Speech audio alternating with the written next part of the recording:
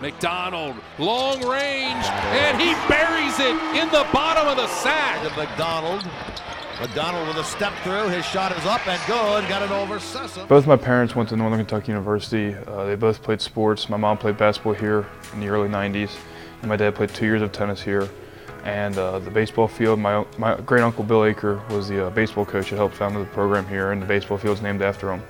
And then we've had multiple family members that have gone here just as students and gotten degrees from here, so it's really been part of our family.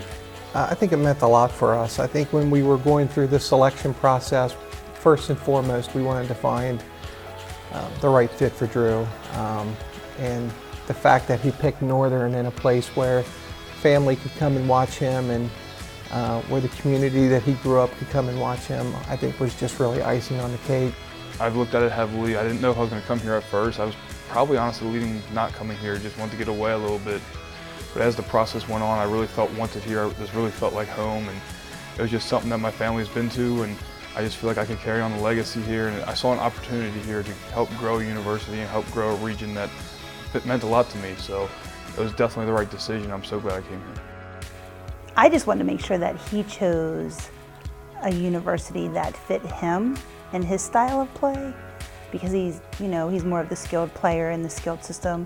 And so I guess what I was looking for most was, where was he going to get a great education, and always, go where you're going to play. Don't go bigger than you are. Don't go to not have that opportunity to contribute to the program. And I think it was perfect.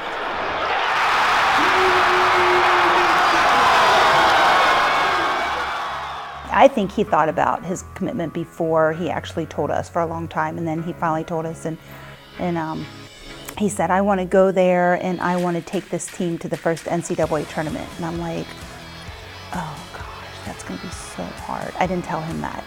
I'm like, that's going to be so hard. And I know we talked about it. I'm like, I just, I hate for him, you hate to see your kids and their dreams get crushed. I just kept my mouth shut, and then when he did it, I was like, oh my God, he really did it. But he's always been the kind, when he says he's going to do something, he does it. That moment was incredible. It's one of the highlights of my college career, just spending that time with my family in the crowd after we won the championship.